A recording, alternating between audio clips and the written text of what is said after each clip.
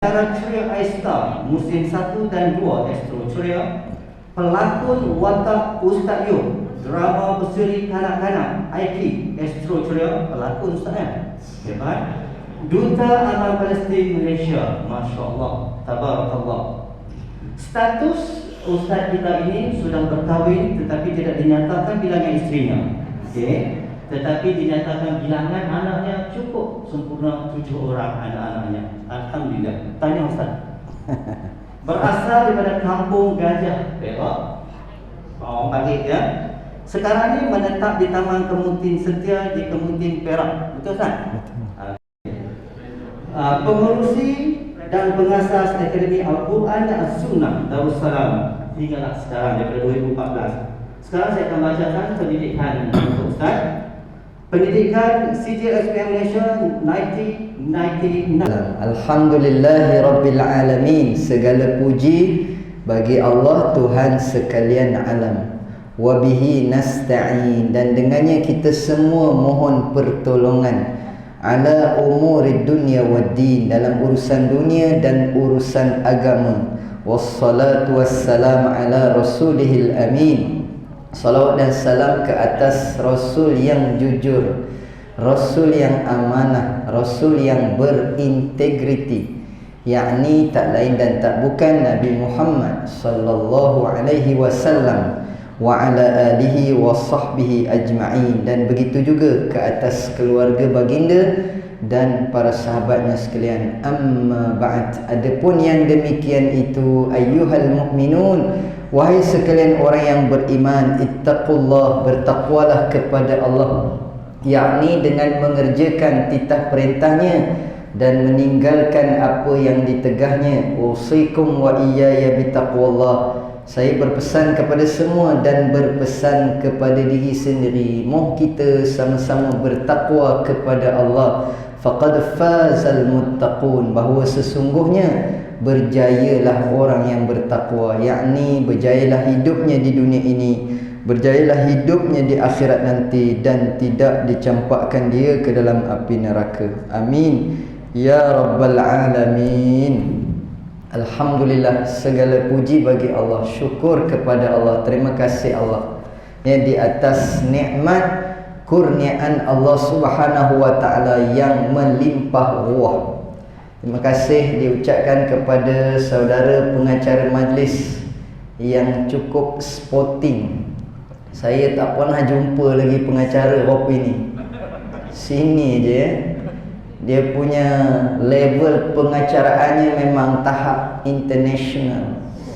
Malu saya walaupun dia kata saya ni pun pengacara juga kan, tetapi yang ini saya tabik spring lah. Dah 76 umurnya ya, hari RTM yang ke-76. Jadi hari Jumaat ni ada persembahan teater, saya jadi cameo, watak ustaz lah juga jadi adalah berlakon lagi lah ya. Rupanya kan bila kita ni bukan jenis orang yang ada bakat sangat berlakon, nampak keras lah ya, nampak kaku, tapi lama kelamaan tu boleh lah. Baik, beberapa hari sahaja lagi kita akan melangkah masuk ke dalam bulan Ramadan ya. Berasa tak sabar, teruja, excited. Ada tak rasa macam tu? Ke rasa biasa je, ataupun rasa macam Allah dah nak sampai lah bulan Ramadan ni, awak cadang Ramadan tahun ini kalau boleh sama macam tahun lepas ataupun 2 tahun yang lepas. Masjid tutup, surau tutup, tak ada semain jemaah, tarawih pun tak ada, berbuka pun tak payah di masjid. Awak nak yang itu, tapi kali ni buka lah pula katanya. Kalau adalah orang yang nak macam tahun lepas bermakna dia ada masalah hati dia. Hati dia tu mungkin ada penyakit. Kita sepatutnya seronok bila mana mendengar berita kata mulai 1 April ini aktiviti program pengimarahan ataupun dipanggil ihya, menghidupkan masjid, menghidupkan Ramadan itu sudah kembali dibuka. Boleh solat berjemaah sama ada solat fardu ataupun solat tarawih, dan bukan setakat berjemaah, boleh rapat. Kita dah 2 tahun berenggang ni 1 meter. Agak-agak je masa rapat nanti mungkin ramai yang geli-geleman kamu. Bila bersentuh je katanya. Pasal 2 tahun. Jadi nak membiasakan balik apa yang kita buat selama hari ni, apa yang diajarkan, disunahkan oleh Nabi, iaitu bila kita merapatkan saf, hendaklah menyentuh bahu dan kaki. Sebab renggang, di celah-celah renggang itu Nabi kata akan menyusup ataupun menyelinap setan. Setan kalau nampak renggang aja, dia celah masuk. Jadi yang selama hari ni 1 meter tu bukan kata seekor, berekor-ekor, satu keturunan setan. Tapi nak buat macam mana? Kerana ulama telah pun memutuskan mengambil pandangan daripada KKM. Fas'alu ahla dzikri in kuntum la ta'lamun. Tanya kepada orang yang pakar jika kamu tak erti. Jadi KKM kata kalau rapat berjangkit, kalau renggang korang berjangkit, tapi berjangkit juga. Kalau renggang korang berjangkit. Kalau cucuk vaksin, dia kata kalau 3 korang, kalau 4 lagi korang. Nanti kalau sampai 13 langsung tak ada. Demo lah buat cerita. Dia berkata jangkanya cucuk ni sampai 13. Pasal apa? Sebab cucuk yang ke-13 kita pun dah tak ada. Kita pun dah mati dah masa tu. Asyik kena cucuk aja kan. Dan macam ayam daging pula kita ni kan.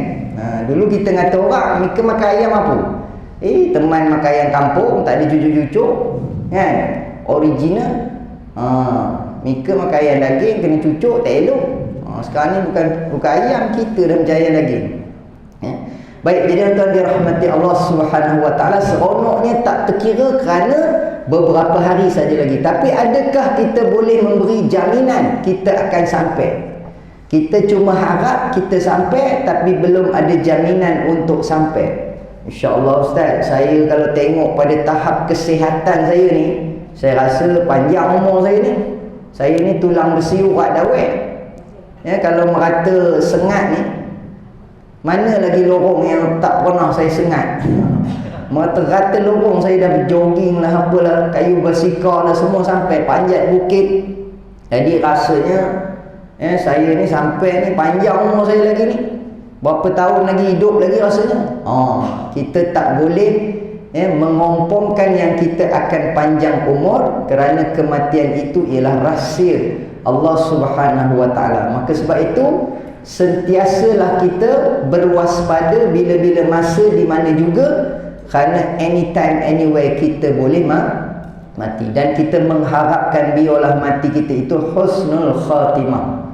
Dan salah satu yang kita minta ialah biar panjang umur sampai Ramadan.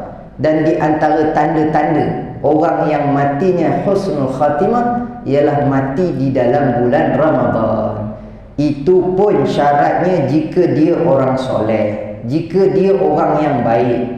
Tapi kalau dia orang jahat, matilah bulan apa pun jahat juga kan. Su'ul khatimah juga kalau dah dia memang jahat. Tapi kita yang baik ni pula tak bolehlah perasan kita baik. Itu namanya terpedaya, talbisul iblis. Kita baik tetapi kita perasan kita baik. Tapi tuan-tuan, untungnya bulan Ramadan nanti diwajibkan kita puasa. Kata ulama, amalan yang kita tak boleh riak, iaitulah puasa. Amalan yang kita tak boleh nak ujub, ialah puasa. Amalan yang kita tak boleh nak sum'ah, ialah puasa. Nak menunjuk pada siapa? Nak menunjuk pada orang. Padahal orang lain pun puasa juga. Kita pun buat muka lembik aja, muka macam beruk mak macam tak larat. Mika ni apa hanya? Dia muka tak larat aja. Teman puasa katanya. Orang lain pun puasa juga, tak ada teruk macam Mika. Mika pun puasa juga. Semua orang puasa. Kan? Jadi dia tak boleh nak menunjukkan yang dia tu tak larat kerana dia berpuasa. Sebab semua orang berpuasa. Kalau amalan yang lain boleh menunjuk tuan-tuan. Katalah pagi-pagi menguap, Sampai berayu-rayu orang mata ni. Din, ni ke apa asyik menguap aja. Malam tadi teman semayang banyak no katanya.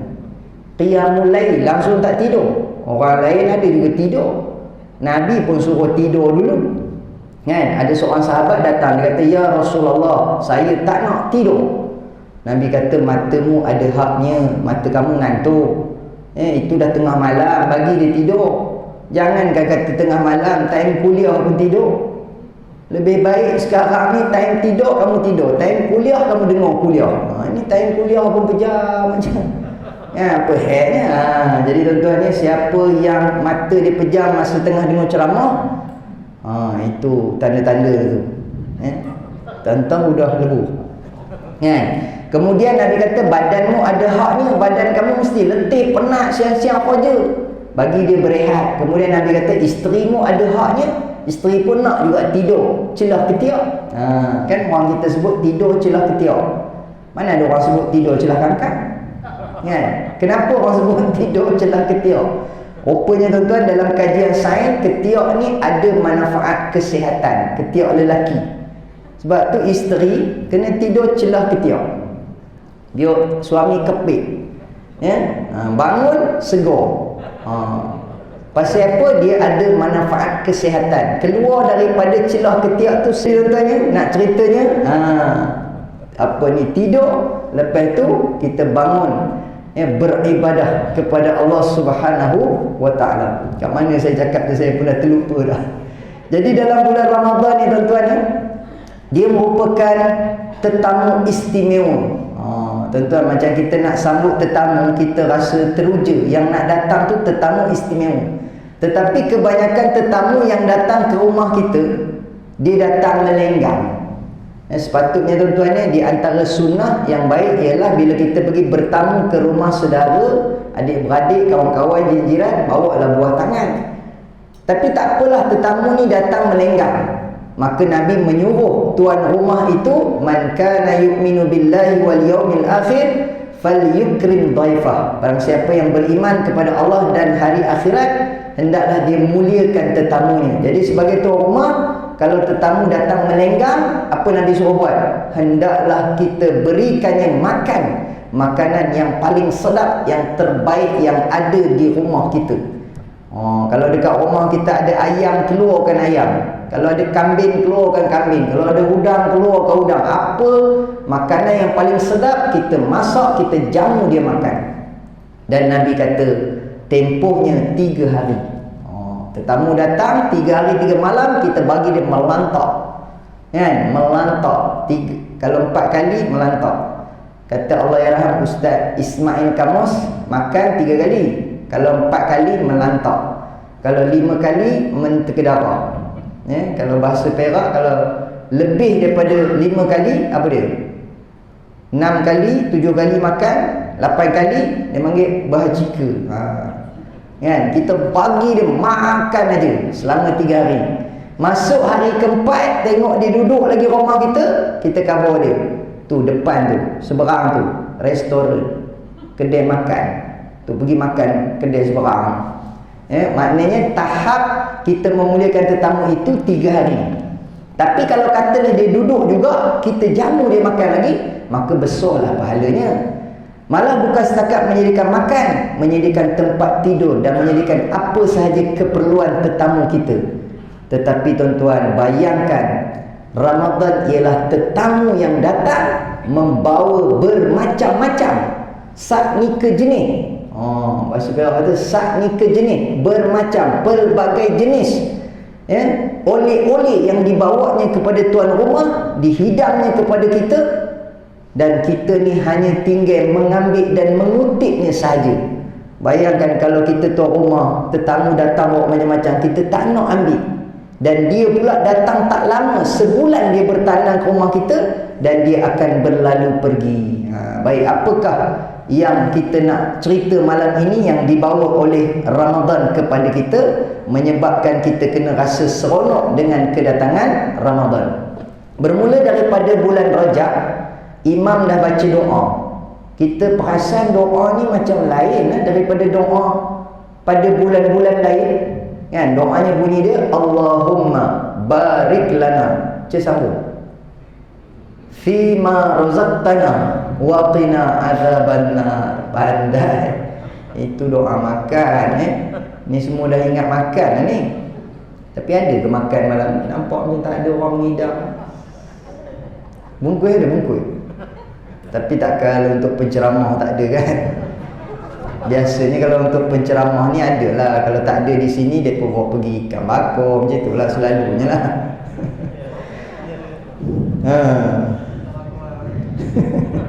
Baik, kat mana tadi saya pun dah lupa saya kat apa tadi. Ada doa, imam baca doa, Allahumma barik lana. Apa imam baca doa makan ni? Imam dah tak hafal doa lah tu. Kadang-kadang tuan-tuan ni kita sebagai makmum ni kita tak reti apa yang imam baca tu, kita tak reti Arab. Jadi imam ni pula dia pandai berlagu. Rabbana atina fid dunya hasanah wa fil akhirati hasanatan wa qina adzabannar. Itu biasalah. Rabbana atina. Okey. Allahumma barik lana fima razaqtana wa qina adzabannar. Rasa macam pernah dengar doa ni. Tapi tak apalah, imam tu baca sedap benar kan, macam Imam Makkah punya intonasi kan. Allahumma inni a'udzubika minal khubuthi wal khaba'ith. Ini doa apa pula ni? Rupanya doa masuk jamban. Bismika Allahumma ahya wa amut. Doa nak tidur. Alhamdulillahilladzi ahyana ba'dama amatana wa ilaihin nusyur. Doa bangun tidur. Semua doa yang dihafal ni dibaca. Kita pun kata kemeh imam ni, kemeh jadahnya. Sebab apa? Sebab bukan saya nak kata doa tu tak bagus pula. Satu, tak kena tempat. Kemudian seorang imam sebenarnya dia kena falyukhaffif, ringankan solat. Kalau dia baca dalam solat ketika berjemaah, jangan baca terlalu panjang. Ketika berwirid, ketika berdoa, macam tu dia kena sedang. Dia kena tengok siapa jemaah di belakangnya. Nabi kata kalau jemaah di belakangnya ramai yang uzur. Nampak Pak Din kencing manis. Sebelah Pak Din, Pak Mae kencing tikui. Sebelah Pak Mae, Pak Yub ni kena kencing. Sebelah tu pula Pak Husin ni kencing orang. Penyakit kencing banyak belakang tu. Jadi ramai yang uzur. Bila ramai yang uzur, maka imam kena falyukhaffif, ringankan solat. Sebab apa? Nanti membebankan jemaah. Jemaah di belakang dah ketor, Parkinson. Sebab imam baca Yasin sampai habis pula tu. Sampai kan jemaah tu terajang pula. Sama juga macam berdoa. Bukanlah salah baca doa panjang, tetapi Nabi suruh kita ni supaya jangan membebankan sehingga asalnya tinggi angkatnya, lama-lama turun, letak atas peha. Ni Pak Din kenapa tangan letak atas peha je, lenguh. Apa minta imam minta? Lenguh tangan. Tapi sebenarnya salah lah Pak Din tu. Patutnya bila berdoa kenalah bersungguh. Paling kurang pareh dada. Tangan ni pareh dada. Tinggi sikit pareh muka. Dan Nabi pernah berdoa mengangkat tangan baginda sehingga nampak putih ketiaknya. Maknanya tinggi Nabi angkat. Ada ketikanya Nabi angkat tinggi, kan? Ada pula yang lawyer buruk pula. Dia kata Nabi tak apa angkat tinggi ustaz, ketiaknya putih. Kita ni ketiak hitam, pahit pula tu katanya. Itu yang angkat rendah tu. Tak pakai deodorant. Kepala bana jawapan. Jadi tuan-tuan ni serius. Bila angkat tangan serius, Allah tengok, nak ni bersungguh ni, kan? Malah kalau boleh menangis. Fa illam tabku fatabakau. Jika tak boleh menangis, buatlah menangis. Ada jemaah saya baru ni dia kata, ustaz, alhamdulillah ustaz, rasa puas hati. Pergi umrah kali ni puas hati. Apa yang puas hatinya? Dapat masuk raudah lama. Kemudian tak ada berimpit. Dulu sebelum PKP ustaz, kena pijak kaki saya ustaz, dah lah gaul. Kena pijak pula katanya. Kan? Bersosok-sosok. Sekarang ni walaupun lama sikit beratur, tapi bila masuk dalam dia bagi jarak-jarak selesa. Lepas tu ada masa 5 ke 10 minit saya doa Ustaz, air mata ni bacok-bacok. Kan? Lepas tu dah habis saya doa Ustaz, air mata pun habis. Saya pun dah tak tahu dah. Apa tak bakal. Jika tak boleh menangis, buat-buatlah menangis. Baik, jadi tuan-tuan dirahmati Allah sekalian, nak cerita doa tadi tu. Allahumma, ini doa dia. Allahumma barik lana fi Rajab wa Sya'ban wa ballighna Ramadan. Rupanya doa kita tu dah makbul tuan-tuan. Kenapa? Sebab kita minta Allahumma barik lana fi Rajab, berkatilah kami dalam bulan Rajab. Lepas dah bulan Rajab, mudah-mudahan kita di dalam bulan Rajab hari itu diberkati oleh Allah Subhanahu wa taala. Apa tanda kita diberkati? Salah satunya kata ulama, maksud berkat itu ziyadatul khair, bertambah kebaikan. Masa bulan Rajab hari itu Ustaz, banyak kebaikan saya buat. Puasa sunat, kemudian saya sedekah. Kan? Lepas tu kalau tak ada duit, saya nyerongin Ustaz. Saya jumpa orang, saya nyerongin ni. Lepas tu kalau tabung lalu pun saya nyerongin ni. Kan? Kenapa nyerongin dekat tabung? Kan nyerongin tu sedekah. Dia kalau nyerongin kepada orang, Nabi kata tabassumuka fi wajhi akhik sadaqah. Senyum kepada orang sedekah. Tapi kalau senyum kepada tabung, itu namanya gila. Itu namanya tengih. Nyerongin dekat tabung kan. Tabung tu bukan nak nyerongin, dia nak duit. Jadi malam ini kalau surau ada ngedor-ngedorkan tabung, jangan nyerongin, bubur duit. Banyak mana nak bubur? Berilah sumbangan, tak boleh sikit, banyak pun jadilah. Macam terbalik pula. Tak boleh banyak, sikit pun jadilah. Kerana Nabi kata ittaqun nar walau bisyiqqi tamrah. Takutlah kamu kepada api neraka walau bersedekah hanya sebelah kurma aja, sebelah tamat aja. Tapi tuan-tuan bila dengar hadis ni kena mengaji tak? Kena mengaji. Sebab apa? Sebab kalau baca sendiri, bersedekahlah kamu walau sebelah tamat. Bila sebelum berbuka dia ngantor dekat jiran sebelah. Jiran kata apa ya? Sebelah je ni. Kedekut betul. Sebab dia ambil hadis tu, Nabi kata sedekahlah kamu walau sebelah kurma. Kan? Itu pun tengah juga tu. Maknanya nak cerita sedikit pun jadi, jangan tak bagi langsung. Baik, jadi tuan-tuan ni Allahumma barik lana fi Rajab. Mudah-mudahan diberkati dalam bulan Rajab. Kemudian kita minta Allahumma barik lana fi Sya'ban. Inilah bulan Sya'ban. Dan bulan Sya'ban dikatakan bulan yang paling kerap Nabi berpuasa sunat. Jangan salah faham. Dulu kita pernah dengar ada orang puasa direct. Sebulan Rajab, sebulan Sya'ban, kemudian sebulan Ramadan. Adakah puasa demikian dilakukan oleh Nabi? Jawapannya tidak. Nabi tidak melakukan puasa 3 bulan direct. Tapi boleh tak kalau ada orang nak buat? Maka kata ulama boleh, jika dia mampu. Jika dia nak, dia rasa dia boleh. Masa zaman Nabi dulu, ingat tak tuan-tuan?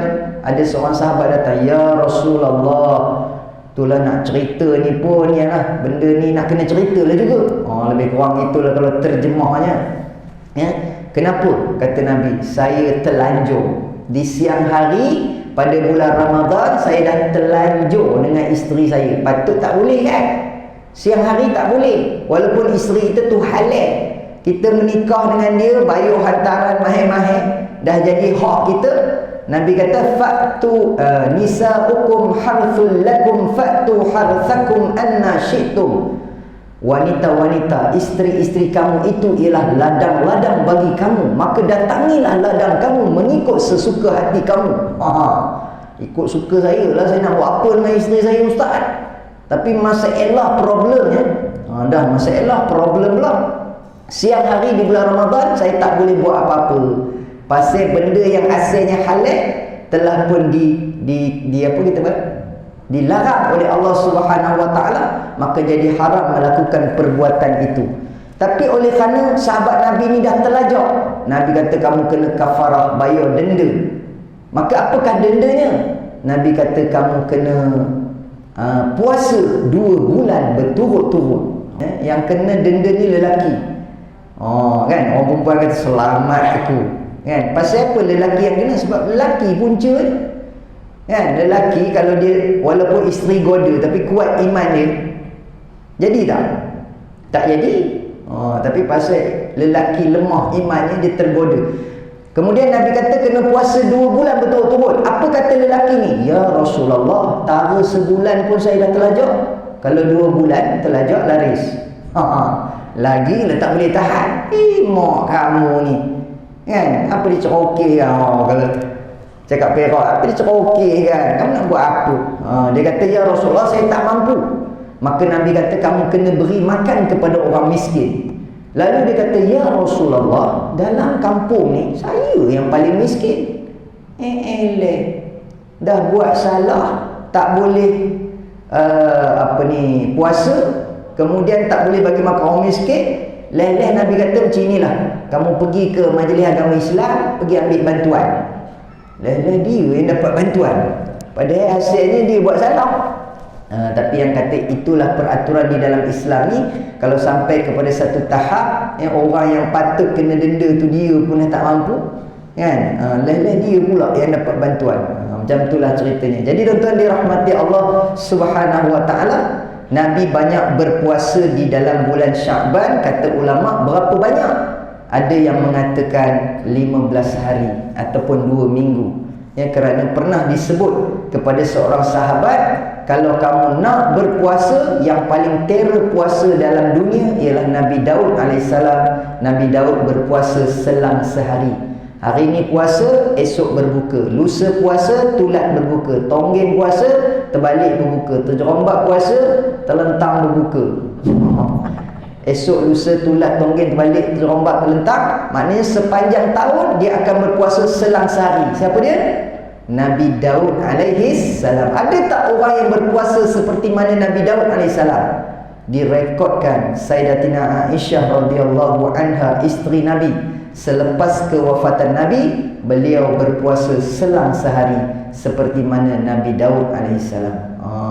Seperti mana puasa Nabi Daud alaihissalam. Jadi ibu-ibu kalau ada suami yang dah tak ada, bolehlah puasa selang sehari. Kan? Macam ada berat. Kalau suruh orang lelaki lagi tak tahan, kan? Lelaki tak boleh tahan, kan? Tapi orang perempuan saya yakin, orang perempuan boleh, ya. Orang perempuan ni iman dia kuat, ya. Pernah kalau tak silap saya, kuat ni bunyi bateri baru ni. Nasib baik kejap je.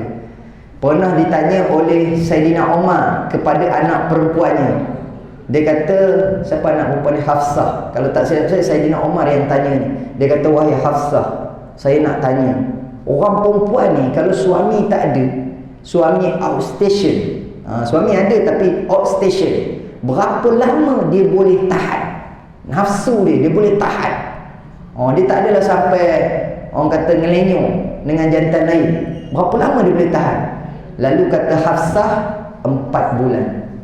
Maka tentera-tentera Islam yang pergi berperang, biasanya mereka berbulan-bulan keluar, maka dihadkan 4 bulan mesti balik. Sebelum 4 bulan balik, sebab isteri itu dah mengeram. Umpama gitulah, kan? Tapi kan bila ditanya lelaki berapa lama ditinggalkan isteri dia boleh tahan? Okey, lelaki berapa lama? Perempuan 4 bulan, lelaki 4 tahun ajanya handal. Baik, katanya lelaki 3 hari. 3 hari udah mencakor.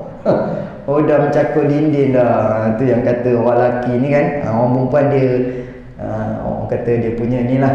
Tapi kan saya pernah dengar satu perkongsian. Kita jangan dengar cerita ni kita kata gatel. Contohnya siapa dia? Saya pernah dengar satu perkongsian daripada seorang aktivis, kita panggil aktivis kemanusiaan. Masa tu saya berforum dengan siapa ke nama dia ni, yang pengacara analisis TV Al-Hijrah, Finas Yunus. Dia pernah pergi ke Gaza. Orang perempuan di Gaza, bila suami mati dia, habis edah, bukan kata tak ada edah, habis edah dia terus kahwin. Habis edah terus kahwin. Kalau lah orang perempuan disengat ni buat apa itu? Kita kata apa, disengat kan. Kan orang perempuan gatal, lenyok kan, kenyang, kata nak kahwin suami kan. Dikatakan begitu. Padahal orang perempuan di Palestin bila suami mati je, mereka akan cepat-cepat kahwin. Satunya supaya ada pelindung, ada suami. Kemudian yang kedua, kerana mereka nak beranak banyak-banyak. Itu tujuannya, supaya bila ada suami ni dapat beranak. Sebab mereka nak melahirkan seramai mungkin pejuang-pejuang. Pejuang yang mempertahankan Palestin, pejuang yang mempertahankan Masjidil Aqsa. Macam tu. Baik, itu cerita tu lari sikit lah ke Palestin. Tapi tuan-tuan, untuk makluman 7 hari bulan April ni, Khamis malam Jumaat boleh tengok TMJ, Tazkirah malam Jumaat. Salah seorang panelnya tu ada kawan saya, Ustaz Yub. Ustaz Yub, nama kawan saya tu sama dengan saya. Jadi tuan-tuan boleh tengok. Itu tajaan Aman Palestin. Tajuknya Puasa Aman. Apa perbezaan puasa di negara bergolak dengan puasa di negara aman?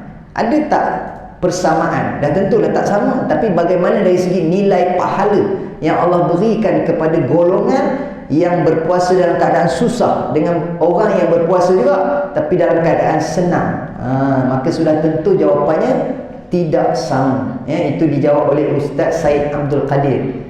Yang seorang lagi itu kawan saya, Ustaz Yub tu, dia jawab yang bidang lain. Tapi tuan-tuan, nanti TMJ itu pukul 9 malam. Tuan-tuan janganlah salah sangka Ustaz tengok bukan pergi tarawih kan. Dia bukan pergi tarawih dalam televisyen tu, ceramah kemain lagi suruh orang pergi masjid, dia duduk dalam televisyen. Itu siaran rekod. Dia bukan siaran langsung, dia dah rekod. Baik, jadi tuan-tuan dirahmati Allah Subhanahu Wa Taala, kita ada masa lebih kurang 15 minit lagi boleh? Itu pun kalau saya berhentilah.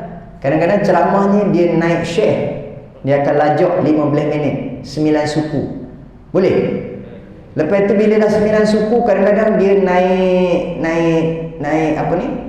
Mula-mula naik share, lepas tu naik apa dia panggil? Naik hantu. Dia naik hantu. Dia lajak sampai 9.30. Boleh? Tengok 9.30 tak berhenti lagi. Kadang-kadang lepas 9.30 tu dia naik minyak.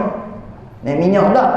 Kan? Sampai 9.45. 9.45 minyak naik. Itu kena berhenti. Baik, jadi tuan dirahmati Allah sekalian, insya-Allah tak ada lajak dia kurang pukul 9 kita berhenti.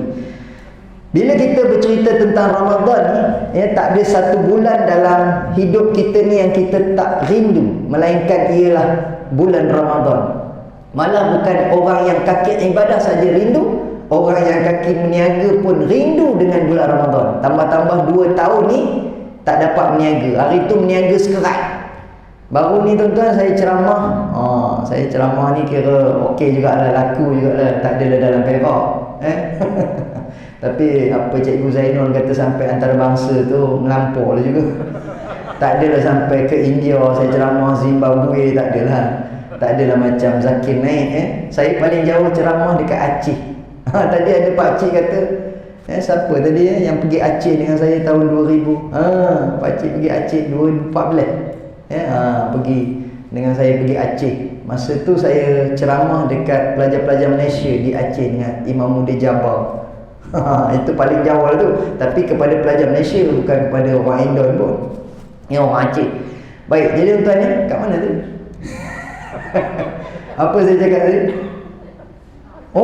Apa ni, ceramah di MDSA. Baru ni saya ceramah di Majlis Bandaraya Shah Alam, iaitu kepada peniaga-peniaga bazar Ramadan. Sebelum mereka nak serahkan lesen meniaga bazar Ramadan, bagusnya MBSA ni dia buat taklimat macam mana meniaga makanan macam ni, peraturan. Kemudian dia bagi 1 jam kepada peniaga-peniaga ini untuk mendengar ceramah agama. Bagaimana meniaga menurut perspektif Islam, bagaimana garis panduan peniaga sebagaimana yang ditunjukkan oleh Nabi Muhammad sallallahu alaihi wasallam. Jadi nak ceritanya tuan-tuan, yang 4 hari sebanyak 31 lokasi bazar Ramadan di Shah Alam. Dan peniaganya tu dipanggil selama 4 hari. penuh. Auditorium dia tu 4 hari. Kan? Jadi saya salah satu hari itulah. Kan diberi peluang untuk berkongsi kepada peniaga-peniaga bazar Ramadan. Dulu tuan-tuan ni saya pernah mengata orang peniaga bazar Ramadan. Kemudian bila saya sendiri mengalaminya, saya dah kurang mengata sikit. Apa dia? Pengalaman tahun lepas saya ambil satu meja untuk niaga ayam. Saya nak try niaga ayam. Masa tu ceramah pun tak ada. Kita pun buat macam-macam. Niaga buah saya buat, niaga macam-macam lah, termasuklah niaga ayam di bazar Ramadan. Yang saya kata saya pernah mengata tu apa dia? Saya kata koma yang meniaga ni kan, banyak terlepas buat ibadat. Ya, bila dah penat nak datang ke masjidnya pukul berapa? Kalau kita tengok dia mengemai-ngemai tu pun dah maghrib apa semua, pukul berapa datang masjid tu mesti leboh punya tu. Dalam ceramah leboh lah tu. Kan? Semayang jemaah tak ke mana, tarawih ke mana, baca Quran je mana leboh. Koma meniaga ni memang koma gitulah nadanya. Tapi bila kita sendiri terlibat meniaga ayam je pun, lepas zuhur baru siap-siap kemai-kemai baju mancung start pun, lepas asar tu barulah niaganya. Itu pun penatnya tak kira, ngangkat balang ayam kan, dah tak apa ustaz, dah apa-apa je kan. Lepas tu bila maghrib tu baru berhenti, kemai-kemai siap-siap apa semua. Rupanya betul sebagaimana yang kita cakap, datang ke masjid pun dah tengah-tengah tarawih tu. Dah tengah-tengah tarawih dah. Itu pun dalam keadaan lesu, lembek dah. Bila imam baca panjang tu pun kita ngata imam, padahal dulu kita pun imam kan. Jadah imam ni panjang menor ni, baca pendek-pendek udahlah kan. Macam itulah keadaannya. Cuma bila kita dah mengalaminya, barulah kita tahu yang kata Islam ni cantik. Kalau katalah kita tak boleh solat tarawih selepas isyak, tempohnya panjang, bantai kita meroloh dulu, tidur dulu kerana penat sangat. Kita bangun tengah malam masih lagi boleh solat tarawih kerana dia berakhir sebelum solat subuh. Jadi boleh lagi sebenarnya. Jangan lepaskan peluang untuk solat tarawih kerana tidak ada amalan itu pada bulan yang lain. Jadi sebab itu biasanya kita tengok malam pertama, malam kedua melempah kan. Pasal permulaan kepada Ramadan, Nabi kata rahmat, awaluhu rahmah, kasih sayang, belas kasihan. Allah melimpahkan rahmatnya, orang pun datang melempah. AJK dengan pengurusi masjid lepas habis tarawih buat mesyuarat tergempur. Kita rasa nak kena buat renovation ni, tambah soyok lagi ni, kita kena pasang tile, mozaik apa semua ni. Jemaah melempah ni, rupanya dan 3 hari je melempahnya. Lepas tu dah surut, dah susut. Pertengahan Ramadan nak masuk ke hujung Ramadan, tinggal imam bila siap dengan AJK. Itu pun terpaksa. Kan, pasal dia mudah ada jawatan ni takkan nak tinggal juga. Bukanlah terpaksa tu, maksudnya bukan kerana Allah tapi itulah keadaan yang berlaku. Sedangkan Nabi kata awwaluhu rahmah wa awsatuhu maghfirah wa akhiruhu itqum minan nar. Permulaannya rahmat, pertengahannya keampunan, penghujungnya pelepasan daripada api neraka. Maknanya penghujung Ramadan tu tawaran Allah lagi hebat. Siapa-siapa yang istiqamah daripada malam pertama hinggalah malam terakhir Ramadan, maka tawarannya dilepaskan daripada api neraka. Tapi bertembung rupanya dengan tawaran pasar raya. Tuan-tuan dan puan-puan, sempena Hari Raya Aidil Fitri pada tahun ini, jualan murah 10%, 10%, 20%, 30%, 50%, 70%, 90%, 100%. Ada 100%. Berpusu-pusu pergi 100% free. Tak nak lagi. Kalau ada memang gila lepas raya tu 100%. Kan? Sedangkan Allah Subhanahu Wa Taala kalau dia tawarkan 100% sekalipun, yang ini dilepaskan daripada api neraka. Tak nak ke yang ni? Seolah-olahnya masuk neraka pun tak apalah, janji pakai baju. Yang umpama gitulah. Macam saya pernah dengar ada orang cakap, ustaz, masuk neraka ada makan tak? Jika nak makan aja ada. Kalau gitu masuk neraka tak apa, janji ada makan. Jika nak makan aja. Tapi makan di dalam neraka itu kata Allah buah zakum, Buah zakum itu buah yang berduri. Oh, okey lah tu. Macam kita makan durian, buahnya berduri tapi dalamnya bila nak ngepok tu, hei, kucing tidur. Di 24 Musang King. Oh, ada satu lagi yang mahal tu. Blackthorn. Duri hitam 500 harganya sebiji, tapi ada orang beli dalam Facebook tu, Easy Durian. Saya tengok juga live tu 500 ada orang beli. Peduli apa kan, ya. Oh, jadi nak ceritanya tuan-tuan, ya, buah zakum berduri, tapi Allah kata buah itu berduri bila dimakan oleh ahli neraka. Dia tak kira dah, pasal dia lapar, dia makan juga berduri. Bila masuk ke dalam perut, terberancang, terburing, meletup buah tu di dalam perut, maka berkecillah perutnya, kemudian bercantum balik dan dia makan lagi, tak serik. Kemudian bila dahaga nak ayok katanya, malaikat pun datang. Malaikat kata, "Mika orang Perak ke? Mana tahu? Ayok." Kan? Kalau orang Kedah nak ayak, lapak ayak. Kan? Tapi orang dekat Sengat dia cakap water. Orang sini cakap orang putih. Kan? Jadi itulah makanannya. Kita kalau boleh, kita tak naklah masuk neraka walaupun neraka tu ada makan. Walaupun neraka tu ada pakaian sekalipun. Kata Nabi, seksa yang paling ringan ialah memakai kasut ataupun sarung kaki, ataupun kita kata stokin lah. Itu azab yang paling ringan.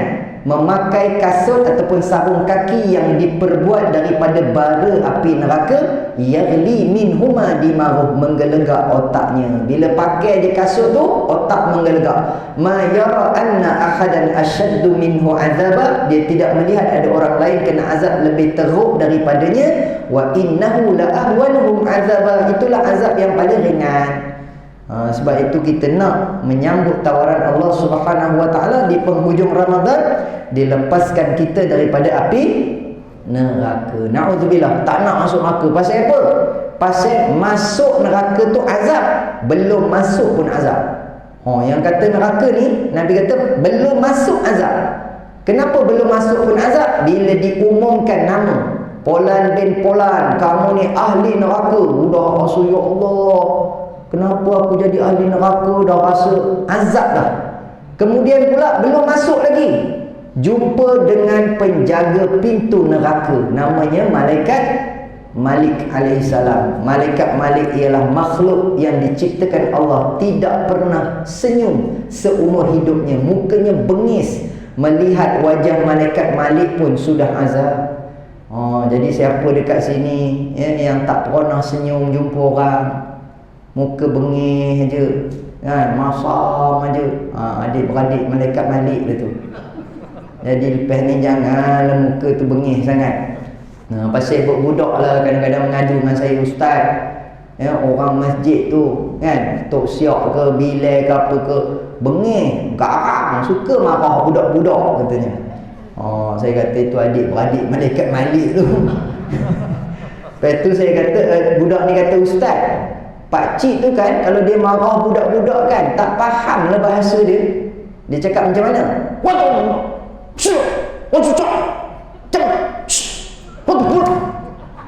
Pakcik tu cakap macam itu. Itu cakap Jepun. Dia kalau marah dia akan cakap Jepun. Kan? Budak-budak cerita, dia kata orang tua kalau marah tak faham apa bahasanya. Kan?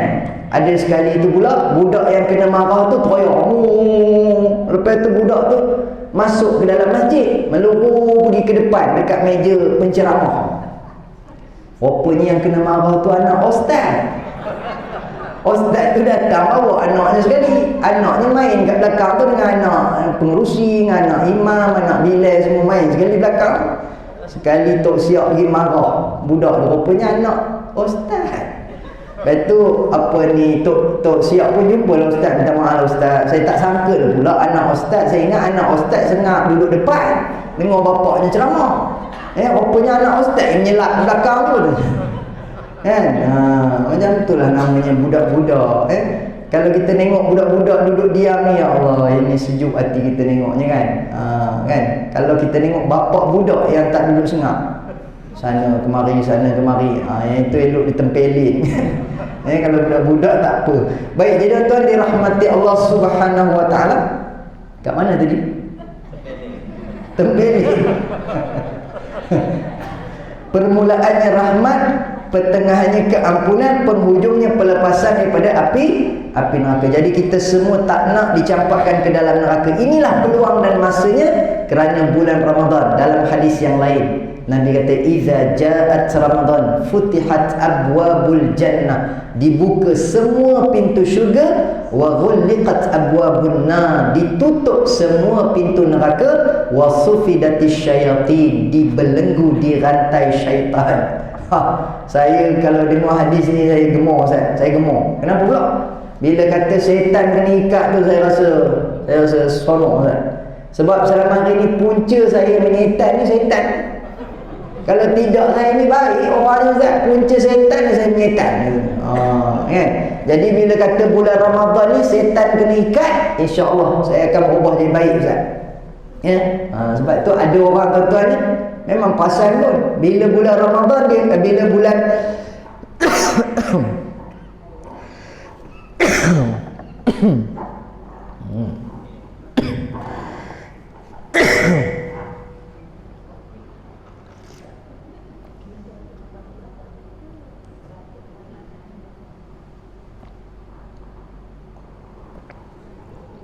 bila bulan selain Ramadan aja dia free hair. Tapi bila bulan Ramadan dia pakai tudung. Kalau tak tudung pun dia pakai selendang, menghormati Ramadan. Jadi baik pula dia.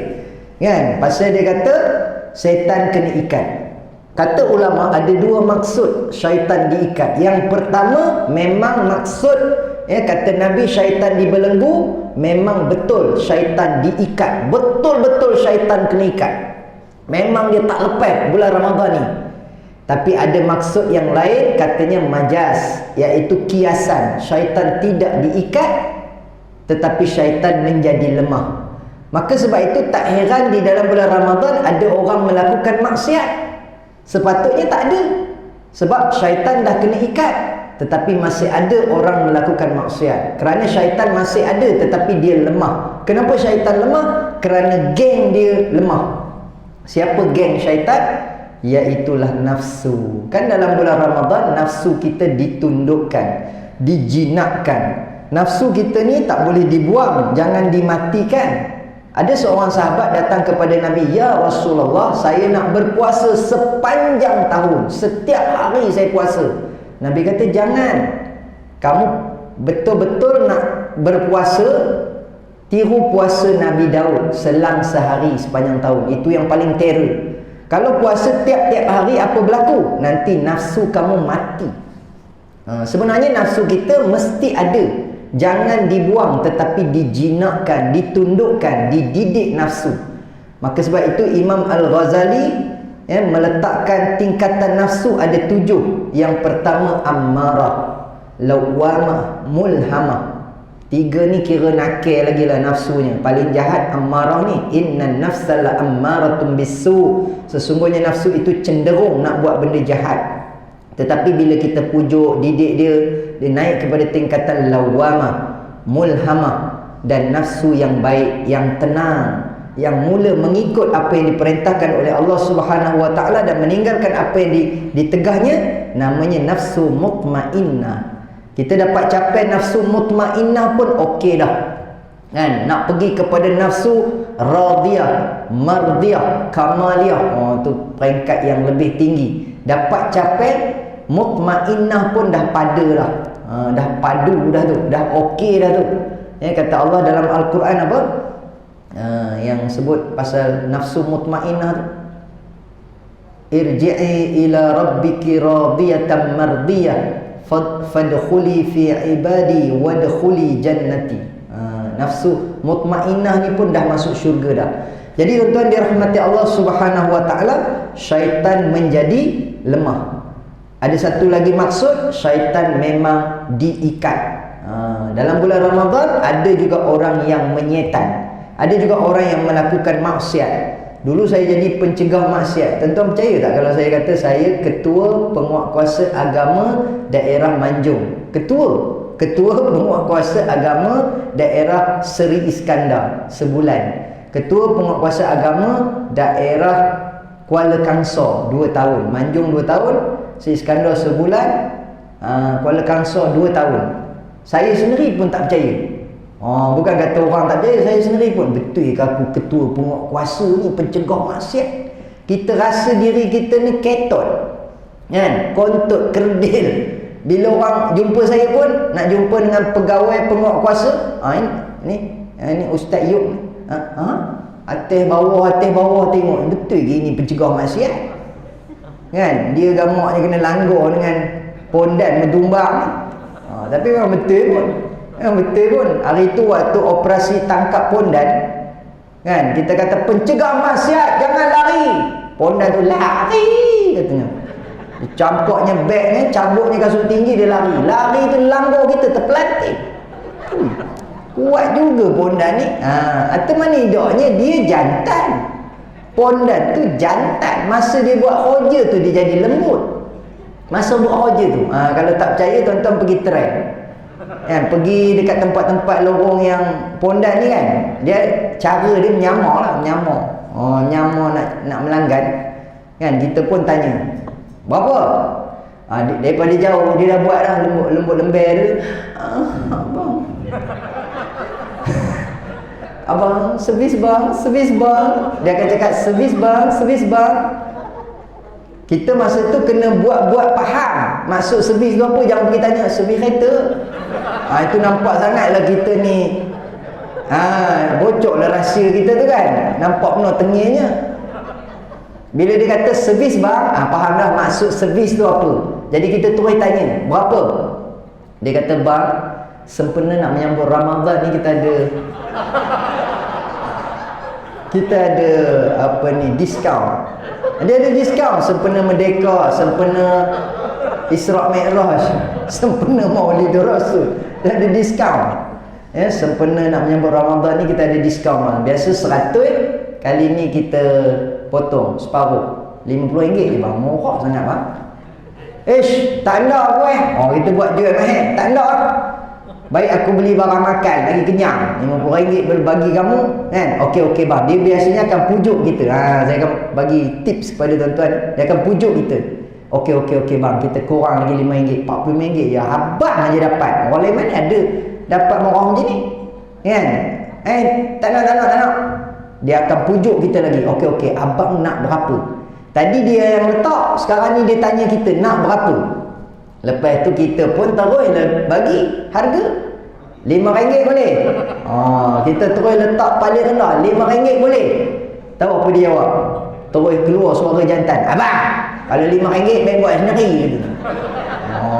Kita pun masa itu pencegah maksiat. Tunjukkan.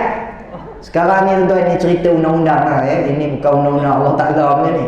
Dia undang-undang dunia punya. Kalau nak mencegah maksiat kena tunjukkan. Nak ngaburkan kita tu memang pencegah maksiat betul. Dan sekarang ni banyak orang nipu polis kan. Orang menyamar jadi polis, orang menyamar jadi TMB lah, orang menyamar jadi macam-macam. Jadi pencegah maksiat kena tunjukkan. Pencegah maksiat.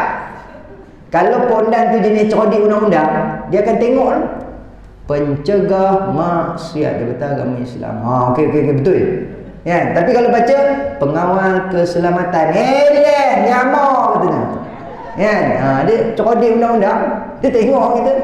Kok lah kita, kan. Jadi kita pencegah maksiat, jangan bergerak. Atau jangan lari macam polis, jangan lari. Kawasan ada kepung. Rupanya kita kata jangan lari, lagi kuat dia lari. Lari kata itu yang dia langgar. Lepas tu kami bila balik buat balik meeting. Ya, apa kita punya postmortem dia panggil, kan. Macam mana operasi kita. Pergi kali kedua, kita kata pencegah maksiat, lari. Kali ni kita suruh lari. Rupanya bila kita suruh lari, dia tak jadi lari, freeze. Kan? Kenapa tak lari? Lah selalu kata jangan lari. Sekarang ni lari pula, confused. Nak lari tak lari, nak lari tak lari. Rupanya itu dipanggil reverse psychology. Dari segi apa motivasi punya ni, reverse psychology. Kalau kita nak marah anak kan, yang tengah bergejor berambat tu, kita jangan kata jangan lari, kita suruh dia lari. Lari, panjat. Dia akan berhenti. Tapi ada satu tempat tak boleh guna kaedah ni, iaitu kalau suami nak kahwin. Isteri kata, bang, janganlah kahwin bang, janganlah bang. Kan, suami nak juga, dia nak juga. Oh, kita kata reverse psychology. Bang, abang kalau nak kahwin, abang kahwin lah bang. Kahwin dengan harapan tak jadi kahwin. Rupanya lagi kita suruh lagi laju dia kahwin. Oh, tak boleh guna reverse psychology. Jadi apa caranya ustaz nak menyekat suami jangan kahwin? Tak ada cara, bagi je. Itu caranya. Selamatlah kita dunia dan akhirat. Baik, jadi tuan dirahmati Allah Subhanahu wa taala, ada orang buat maksiat di dalam bulan Ramadan. Cerita tadi bukan cerita pondan aja. Orang makan di siang hari di bulan Ramadan. Orang dah tua, pakcik-pakcik. Tak tahulah tuan-tuan pernah dengar saya cerita benda ni berkali-kali dah, setiap Ramadan cerita itu je pun. Waktu saya buat operasi, yang banyak ditangkap ialah orang tua. Kita tengok malu, ya Allah dah tua tak puasa kan. Tapi tak habis lagi cerita ni.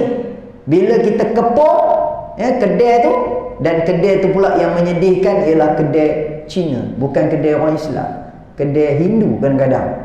Orang yang tak puasa ni dia tergamak minum di kedai bukan Islam tu untuk tak puasa tu. Jadi bila kita tangkap 3 orang pakcik kita dapat dah tua tak puasa. Soalannya, betul tak yang paling ramai tak puasa ialah orang tua, bukan orang muda? Betul tak betul? Confused nak jawab kan? Sebenarnya waktu serbuan dilakukan, orang muda-muda semua dah cabut lari, dah lompat tingkap, lompat pintu, lompat pagar. Tinggal 3 orang pakcik yang tak larat nak melompat. Dah sakit lutut apa semua. Padahal ramai orang muda sebenarnya. Tapi berdasarkan tangkapan tu, orang tua yang kena tangkap banyak pasal dia tak lari. Pakcik, kenapa pakcik tak puasa? Ada seorang pakcik tu siap bawa cucu lagi, punya bagui atuk yang soleh. Dah lah dia tak puasa, dia bawa cucu dia belanja makan roti canai. Sebenarnya itulah rahsia saya nak bagi tahu. Orang tua kalau panggil orang muda, dia panggil dengan bahasa nak. Dia cakap macam tu, nak pakcik sebenarnya luruh jantung. Nak kita nak marah tu tak jadi. Nak pakcik sebenarnya tak sihat. Pakcik datang sini nak makan ubat. Dia pun keluarkan sebrokeh ubat. Ni jantung, gaut, darah tinggi, kencing manis, kencing orang semua. Kan? Sekali makan tu segenggam ubat ni. Pakcik datang sini nak makan ubat katanya. Oh, pakcik sakit. Jadi alasan sakit boleh tak diterima tak puasa? Boleh. Kerana Allah mengatakan wa in kuntum marda aw ala safarin fa'iddatun min ayyamin ukhra. Jika kamu sakit dan musafir boleh berbuka, tetapi hendaklah diganti pada hari yang lain. Jadi orang sakit boleh berbuka. Tapi pakcik, kalau ia pun nak makan ubat, kenapa tak makan di rumah? Kenapa makan di kedai? Itu masalahnya. Pakcik makan di kedai. Okey, saya nak bagi tahu rahsia lagi tuan-tuan ni. Enakmen jenayah syariah section 24 A dan B kalau tak silap saya lah. A ialah kepada golongan peniaga yang membenarkan orang makan di kedai, di premis. Orang datang makan di kedai dia pada siang hari dalam bulan Ramadan, maka dia boleh dikenakan saman. Kalau makan, maknanya tak puasa lah di kedai dia tu, dia bersubahat. Tapi kalau orang beli bungkus daripada kedai dia, sama ada dia yang meniaga ataupun orang yang membeli itu beli bungkus, salah ke tak salah? Salah ke tak? Tidak salah. Jadi sebenarnya orang yang membeli bungkus plastik hitam, biasa istilahnya geng plastik hitam, 17 puasa, cerita Mamat Khalid tu, Ustaz Kazim buat ada berlakon kan, plastik hitam, geng plastik hitam. ya, bel ngasri tu kan. Jadi ceritanya tuan-tuan ni, kalau beli bungkuih pada siang hari di bulan Ramadan, beli bungkuih itu tidak salah. Jadi kalau tuan-tuan repot, kau jabat agama ni ramai orang beli bungkuih ni, nasi hitam. Orang jabat agama kata tak apalah kalau awak nak beli pun boleh. Kami tak tangkap pasal beli bungkuih bawa balik. Pasal apa? Kenapa tak tangkap? Beli bungkuih tu tak puasa tu. Kita tak boleh menghukum dia tak puasa. Boleh jadi dia membeli makanan itu untuk ibu bapanya yang uzur, yang tak puasa. Boleh jadi dia membelikan untuk anak kecilnya, dan boleh jadi dia membelikan untuk dirinya yang tak puasa. Ya, tetapi kita tak boleh mengatakan yang dia tu tak puasa. Pasal dari segi zahirnya kita tak nampak pun dia makan. Baik, jadi tuan-tuan dirahmati Allah Subhanahu Wa Taala. Kan dah kata dia lajak. Okey, lagi 3 minit. Boleh? 3 minit lagi. Kat mana tadi ceritanya? Plastik hitam. Dia sampai situ nokta. Plastik hitam. Apa tadi? Pintu syurga dibuka. Ini sikit lagi. Pintu syurga dibuka, pintu neraka ditutup, syaitan dibelenggu, syaitan diikat. Bila sebut pintu syurga dibuka, ingat tak lagi ada satu pintu syurga bagi orang yang berpuasa, namanya, siapa ingat?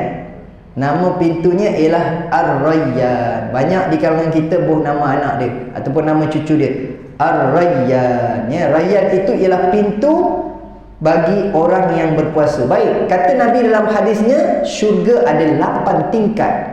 Dan 8 tingkat, maknanya ada 8 pintu lah, pintu masuk, pintu syurga. Ya, ada yang kata daripada setiap tingkat tu pun ada banyak pintu, tapi pintu utamanya tu, pintu bagi orang yang berpuasa namanya Rayyan. Pintu bagi orang yang bersedekah namanya pintu sedekah. Pintu bagi orang yang berjihad namanya pintu jihad. Dan ada banyak lagi pintu-pintu yang lain, saya pun tak ingat.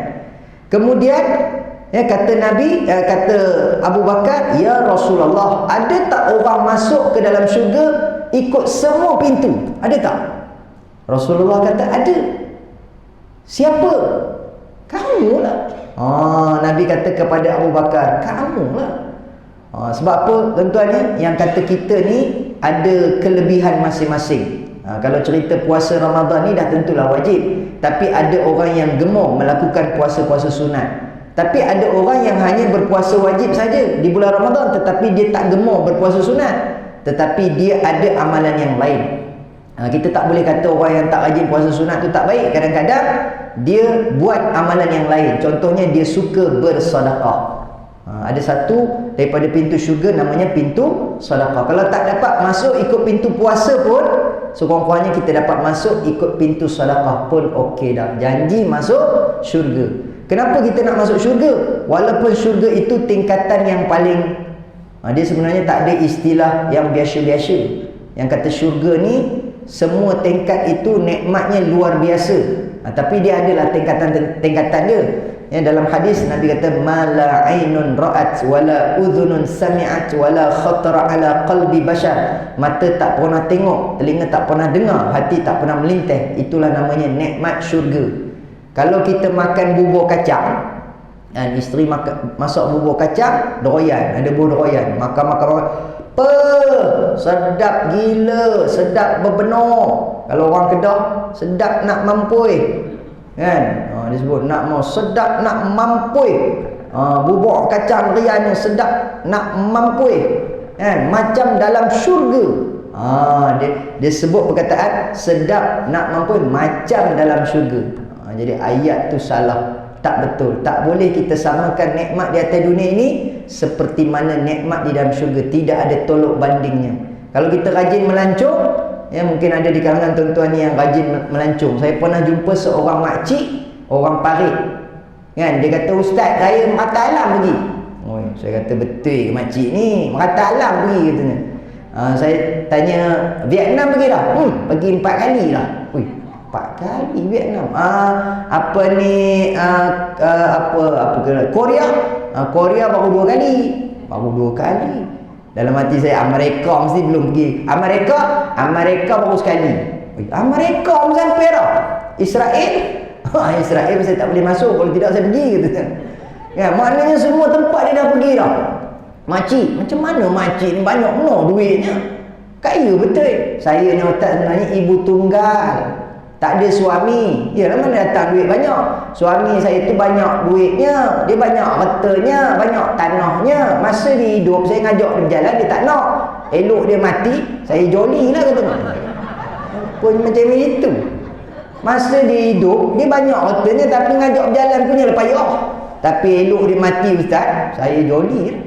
Merata saya pergi. Untung makcik nak ceritanya kalau dia kaki berjalan rata-rata pun, dia tengok apa dalam dunia ni yang cantik-cantik, kita tak boleh kata, wih lawa ni macam dalam syurga. Tidak ada tolok banding yang kata dunia dengan syurga. Yang kata syurga itu ma la ainun ra'at wala udhunun sami'at wala khatara ala qalbi bashar. Jadi mudah-mudahan kita semua dapat masuk syurga. Sebut amin. Amin ya rabbal alamin. Pasal saya teringat pasal sebut sedekah tadi, sahabat bertanya kepada Nabi, "Ya Rasulullah, bilakah sedekah yang paling afdal?" Nabi kata, "Sadaqatun fi Ramadan." Sedekah di dalam bulan Ramadan ialah sedekah yang paling afdal. Jadi sedekah yang paling afdal dalam bulan Ramadan. Masa bulan Ramadan nanti tuan-tuan pastikan setiap hari kita jangan miss untuk bersedekah. Kemudian kata ulama pula, waktu yang paling afdal dalam sehari bulan Ramadan tu dah memang waktu yang bulan berkat. Kemudian dalam satu hari pula, waktu bila yang paling berkat, iaitu pagi, subuh. Sebab tu pernah tak dengar kempen sedekah subuh? Kadang-kadang ada surau buat, masjid buat, macam saya di Aman Palestin buat kempen sedekah subuh. Kenapa? Nabi pernah doa, Allahumma barik li ummati fi bukuriha. Ya Allah, berkatilah umatku pada waktu awal pagi. Jadi kata ulama, siapa yang mandi pagi-pagi, berkat. Siapa gosok gigi pagi-pagi, bersugi pagi-pagi, berkat. Siapa solat pagi-pagi, berkat. Siapa makan pagi-pagi, berkat. Siapa bekerja pagi-pagi, berkat. Siapa berniaga pagi-pagi, berkat. Semua kerja yang dibuat pada waktu pagi, berkat. Dan siapa bersedekah pada waktu pagi, sangat-sangatlah berkat, berbanding pada waktu yang lain. Jadi biasakan diri kita untuk bersedekah setiap hari. Tak dapat bagi banyak, bagi sikit pun jadilah. Tapi yang paling handai, bila seluk aja poket, tak tengok berapa notnya, bubur terus dalam tabung. Itu lagi handai punya sedekah. Ada seorang pakcik waktu saya ceramah, dia kata, "Ustaz, sebelum Ustaz cakap, saya dah amil lama dah." Wih, bagus pakcik saya dah buat dah Ustaz. Bila sedekah aja saya takkan tengok berapa dalam poket. Saya seluk, berapa yang ada tu saya bubur terus semua. Ajarnya handai. Saya dah buat lama dah Ustaz, kamu nak cakap benda ni dah jadi amelan saya. Amel, saya dah beramal lama dah. Saya pun kata, pakcik boleh tak saya nak tips, betul macam mana kekuatan pakcik boleh dapat untuk melakukan ibadah yang hebat ini. Bila pakcik seluk aja, pakcik tak tengok berapa, pakcik terus bubuh je dalam tabung. Macam ni caranya Ustaz. Sebelum saya pergi surau, saya akan bubuh RM1 dalam poket. Jadi bila sampai surau, saya dah tahu dalam poket saya ada RM1. Jadi saya pejam mata, saya tak tengok berapa, saya bubuh terus semua. Saya ikhlas, saya bagi semua. Patutlah pakcik. Patutlah pakcik ni hebat, bagi RM1. Itu pun salah satu tip jugalah. Baik, jadi tuan dirahmati Allah Subhanahu wa taala, dah 9.24 dah. Saya rasa sini ceramah paling lama ni. Tak ada pula tempat lain saya ceramah sampai 9.20, saya pukul 9 dah berhenti. Pasal tak ada makan, tu yang lajak.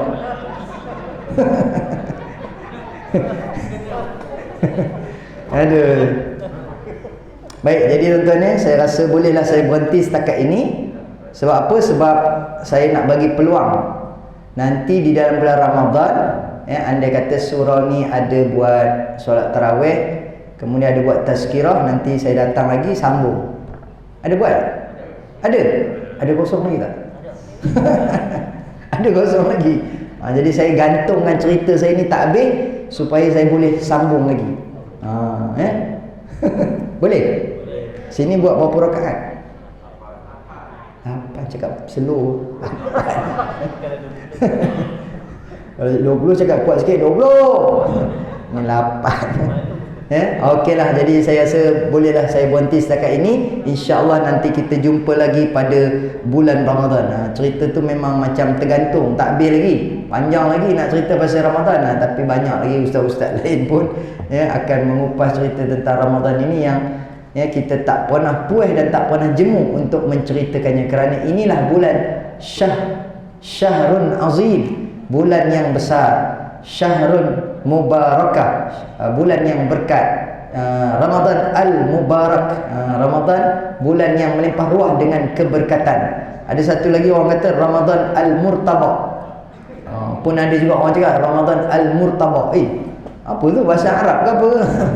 Bunyi macam bahasa Arab juga, al-murtaba, kan? Pasal bulan Ramadan ramai orang gemar beli murtaba. Sambil beli murtabak sambil ngata orang. Baik tuan-tuan dirahmati Allah sekalian, itu saja. Minta ampun, minta maaf jika ada salah dan silap. InsyaAllah panjang umur rezeki kita jumpa lagi. Dan saya minta Okey. Assalamualaikum warahmatullahi wabarakatuh.